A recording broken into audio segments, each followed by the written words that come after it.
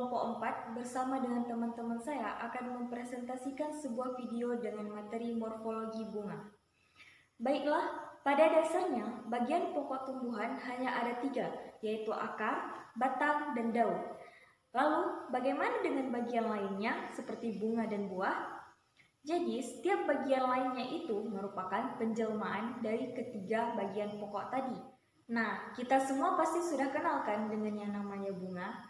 Tapi apa itu bunga?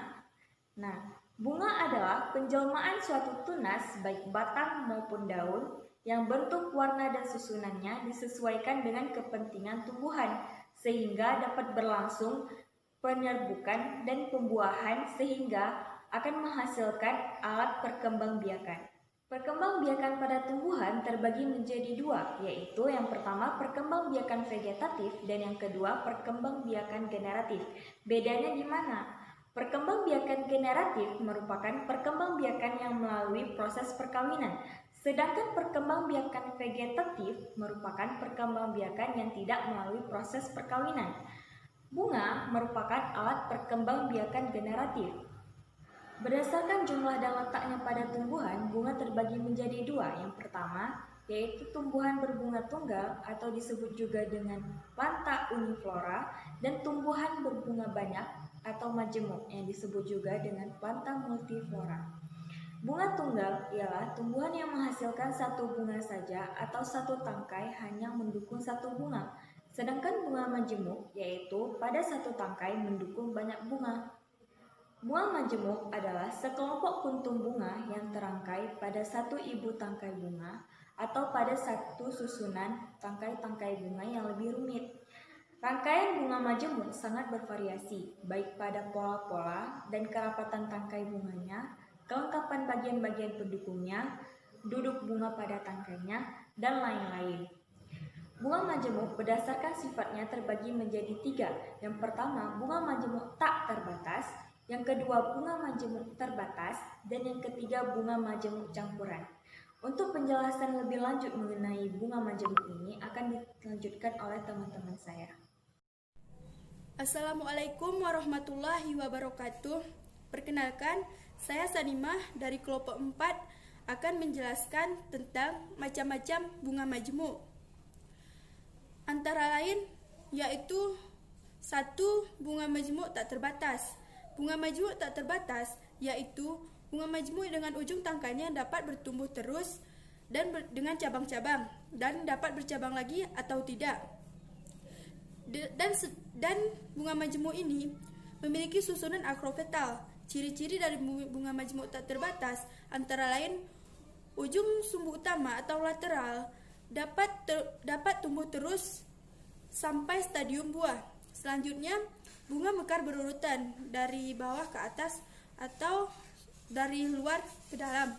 Contoh dari bunga majemuk ini adalah bunga merak. Selanjutnya, ada bunga majemuk berbatas. Bunga majemuk berbatas yaitu bunga majemuk yang ujung tangkainya selalu ditutupi oleh suatu bunga sehingga menghambat pertumbuhan bunga tersebut. Dan bunga majemuk berbatas ini tumbuh terbatas. Adapun ciri-cirinya adalah percabangannya simpodial atau terbatas. Tiap kuncup terminal menghasilkan satu bunga dan percabangannya keluar dari kuncup askiller.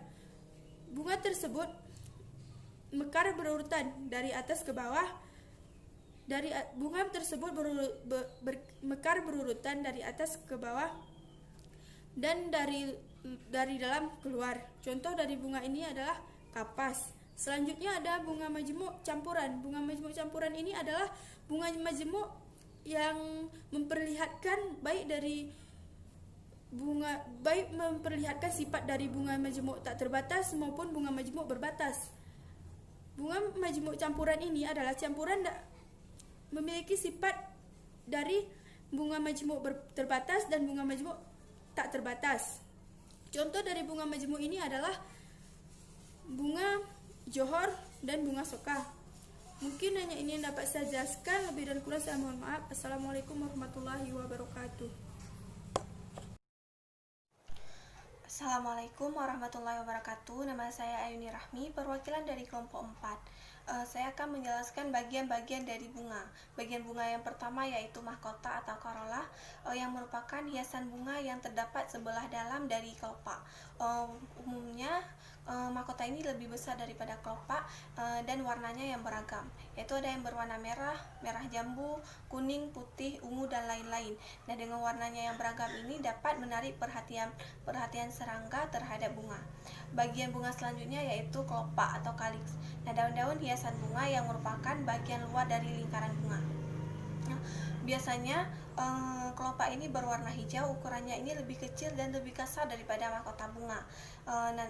Setelah proses pensarian atau pembuahan, kelopak ini biasanya akan luruh atau runtuh, namun ada juga yang akan tetap bertahan yang akhirnya akan menjadi bagian dari buah. Contohnya pada terong atau Solanum mengolena. Bagian bunga selanjutnya yaitu tenda bunga. Jadi tidak semua jenis tumbuhan itu dapat kita bedakan dengan jelas antara kelopak dan mahkota bunganya, baik dari segi bentuk dan warnanya. Dan ini dinamakan dengan tenda bunga. Bagian bunga selanjutnya yaitu benang sari atau stamen. Benang sari ini merupakan alat kelamin jantan pada bunga. Jadi benang sari ini juga merupakan metamorfosis dari daun yang bentuk dan fungsinya ini disesuaikan sebagai alat kelamin jantan pada bunga. Benang sari dibagi lagi menjadi 3, yaitu tangkai sari atau filamentum yang berbentuk seperti benang, penampangnya ini melintang dan berbentuk bulat.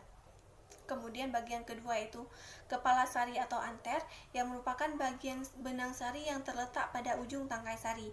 Bagian benang sari yang ketiga yaitu penghubung ruang sari. Penghubung ruang sari ini atau connectivum merupakan lanjutan dari tangkai sari sebagai penghubung antara ruang sari yang satu dengan yang lainnya yang saling berdekatan. Bagian bunga selanjutnya yaitu tangkai sari atau filamentum, kepala sari atau anter yang tadi sudah saya jelaskan.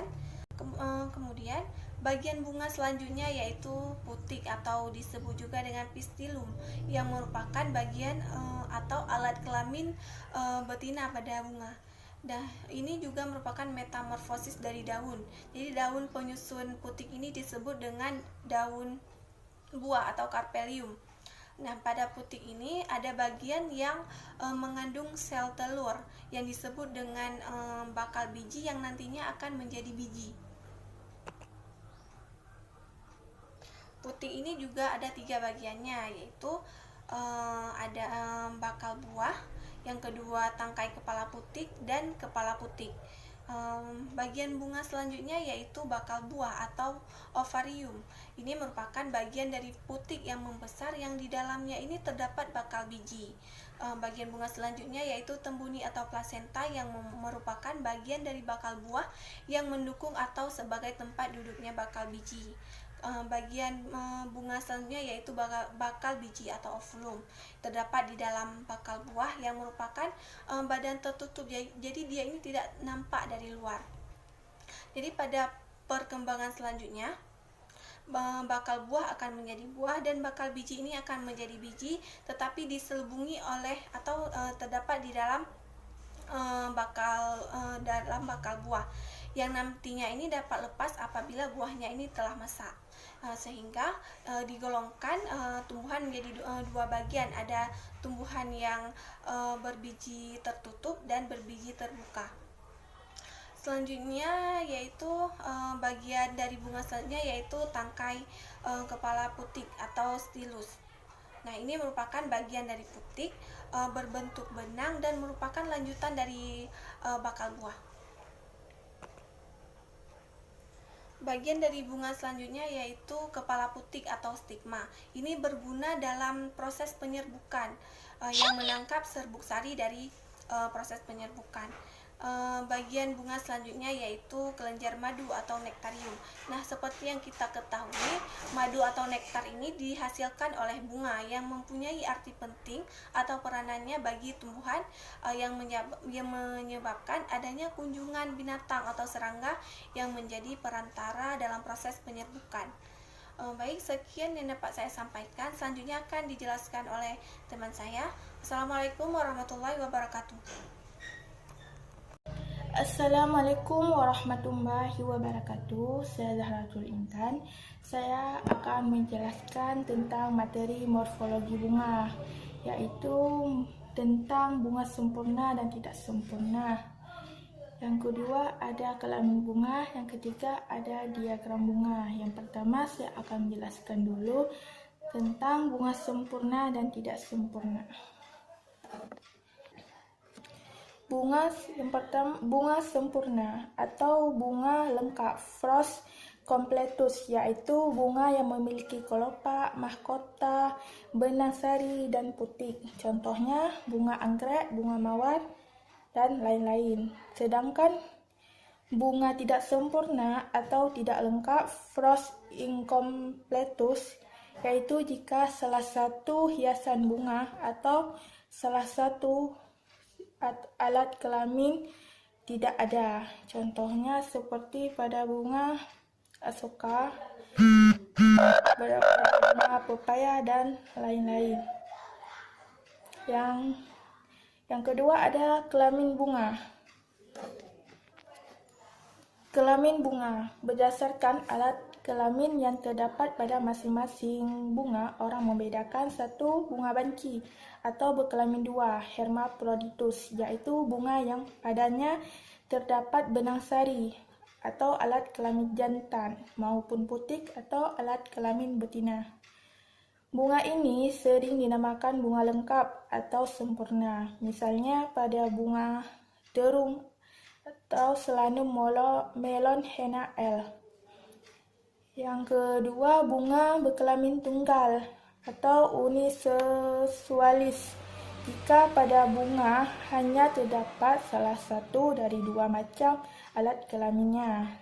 Berdasarkan alat kelamin yang ada padanya, dapat dibedakan lagi dalam satu bunga jantan atau Flos masculus, jika pada bunga hanya terdapat pada benang sari tanpa putik, misalnya bunga jagung yang terdapat di bagian atas tumbuhan. Yang kedua ada bunga betina, Flora femininus, yaitu bunga yang tidak mempunyai benang sari, melainkan hanya putik saja, misalnya bunga jagung yang tersusun dalam tongkolnya. Bunga mandul atau tidak berkelamin, jika pada bunga tidak terdapat benang sari maupun putik. Bunga pinggir atau bunga pita pada bunga matahari, Helianthus annus L. Dan diagram bunga. Diagram bunga ialah suatu gambar proyeksi pada bidang datar dari semua bagian bunga yang dipotong melintar. Pada diagram itu digambarkan penampang melintang daun-daun kelopak, tajuk bunga, benang sari, putik, juga bagian-bagian bunga lainnya jika masih ada di samping keempat bagian pokok tersebut di atas. Salah satu gambar yang melukiskan keadaan bunga adalah bagian-bagiannya diagram bunga. Cukup sekian dari saya. Mohon maaf apabila terdapat kesalahan. Assalamualaikum warahmatullahi wabarakatuh. Baik, Assalamualaikum warahmatullahi wabarakatuh. Saya Marima akan menjelaskan sedikit tentang diagram bunga. Nah, yang pertama, diagram bunga perlu diperhatikan, yaitu jumlah bagian-bagian penyusun bunga, kemudian letak dan susunan bunga, penyusunan bunga terhadap sesamanya, kemudian letak dan susunan antara bagian penyusun bunga, dan letak bagian-bagian bunga terhadap bidang median. Kemudian saya juga akan menjelaskan sedikit tentang rumus bunga. Nah, pada rumus bunga, pernyataan keadaan bunga yang dinyatakan dengan sebuah rumus yang dilambangkan seperti huruf, angka, ataupun lambang sendiri, dan dapat memberikan gambaran mengenai berbagai sifat bunga beserta bagian-bagiannya. Yang pertama ada rumus bunga dari kanan ke kiri. Nah, yang perlu diperhatikan ada kelamin bunga, kemudian ada simetri bunga, dan yang ketiga ada kelopak atau jumlah dan susunan daun kelopak. Nah, kemudian ada mahkota atau jumlah dan susunan mahkota, dan ada benang sari atau jumlah benang sari. Kemudian yang terakhir ada putik atau jumlah daun buah. Kelamin pada bunga. Nah, jadi jenis kelamin pada bunga itu ada 3. Yang pertama bunga betina, bunga jantan, kemudian ada bunga banci. Kemudian yang kedua saya akan menjelaskan sedikit tentang simetri bunga. Nah, jadi pada simetri bunga ini terdapat 2 lambang. Yang pertama ada actinomorf, kemudian ada zygomorf. Nah, rumus bagian bunga. Yang pertama ada calyx atau kelopak yang dilambangkan dengan huruf K. Kemudian ada corolla atau mahkota yang dilambangkan dengan huruf C. Kemudian ada stamen atau benang sari yang dilambangkan dengan huruf A. Dan yang keempat ada putik atau bakal buah yang dilambangkan dengan huruf G. Kemudian posisi oparium atau bakal buah. Nah, di sini oparium atau bakal buah memiliki 3 posisi. Yang pertama, oparium di atas dasar bunga atau disebut dengan menumpang, akan diberikan tanda garis bawah pada angka yang menyertai huruf. Kemudian yang kedua ada oparium di bawah dasar bunga atau disebut juga dengan tenggelam, dan diberikan tanda garis atas pada angka yang menyertai huruf. Nah, yang ketiga ada oparium di tengah dasar bunga atau disebut setengah tenggelam. Nah, di sini tidak diberikan atau tanpa ada garis pada angka yang menyertai huruf. Kemudian jumlah bagian-bagian penyusun bunga adalah angka yang menyertai lambang bagian-bagian penyusun bunga. Jika berjumlah banyak atau tidak terhingga, maka akan diberikan lambang seperti gelombang. Kemudian keadaan atau susunan bunga, susunan bagian-bagian penyusun bunga. Nah, yang pertama ada berlekatan, kemudian ada berpisah. Nah, saya akan memberikan sebuah contoh pada bunga, yaitu contoh rumus bunga Nicotiana tabacum L atau tanaman tembakau. Nah, di sini terlihat lambang kelamin pada bunga Nicotiana tabacum ini adalah berjenis kelamin banci. Berarti Nicotiana tabacum ini adalah bunga banci. Kemudian ada simetri bunganya, dan simetri bunga ini ialah zygomorf. Kemudian daun kelopak. Nah, pada Nicotiana tabacum ini terdapat daun kelopak 5 atau yang dilambangkan dengan K5. Kemudian dalam kurung itu berarti berlekatan. Kemudian terdapat daun mahkota, dan mahkota di sini juga memiliki 5 dan ini berlepasan. Kemudian benang sari pada bunga Nicotiana tabacum ini ada 5 yang dilambangkan dengan A5. Kemudian putik dengan 2 buah berlekatan, posisi menumpang. Maksudnya putik pada bunga Nicotiana tabacum ini memiliki 2 bakal buah, kemudian berlekatan, kemudian posisi menumpang, dalam posisi menumpang, sehingga pada angka 2 itu digarisi dengan garis bawah. Mungkin cukup sekian dari presentasi kami. Lebih dan kurang kami mohon maaf. Wabillahi taufiq wal hidayah. Assalamualaikum warahmatullahi wabarakatuh.